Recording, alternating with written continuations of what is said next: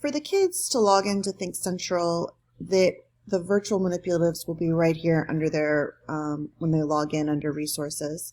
But for us, you have to go over to My Account, and then you have to go to resources right here and hit list.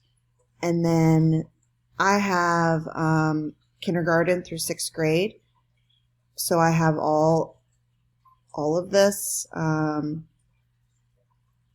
But if you scroll down, you'll find, let's see, it'll say virtual manipulatives grades 3 through 5. It'll be right there. And then this is the problem of why we have alternative virtual manipulatives. So after December 30th, Flash Player will no longer work in this browser. So you can use them now, but after the end of the school year, you'll have to use different manipulatives that don't require Flash.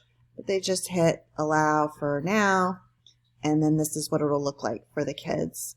And if you remember, there's the manipulatives right here in different